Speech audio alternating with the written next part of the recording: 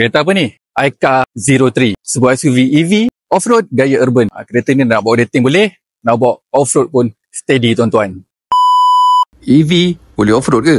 Jom kita test semua obstacle kat event Aika 03 Off-Road Challenge ni. Dia dekat orang utama je. Sebelum tu, kita bagi info dulu tentang kereta ni. Saya SUV segmen B dan datang dengan 2 variant 2-wheel drive dan all-wheel drive. Dan ada 12 driving mode tuan-tuan. Bukan biasa-biasa. Halangan pertama, kita main air dulu. Yang ni dipanggil Ice Splash. Kalau korang nak tahu, Aika 03 ni boleh masuk air sedalam 600mm atau lebih kurang 2 kaki. Bateri tak rosak ke? Jangan bawa malu tuan-tuan.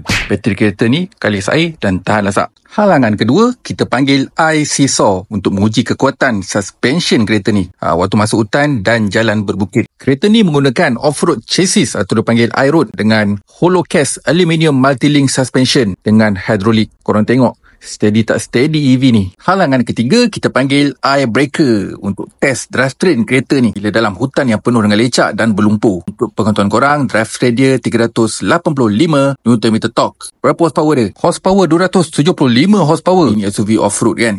Torque lagi penting daripada horsepower. Halangan terakhir dipanggil Eye Slide.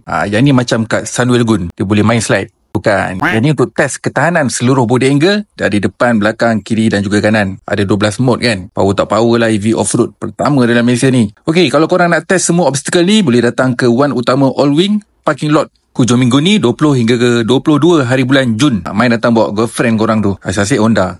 Lemah.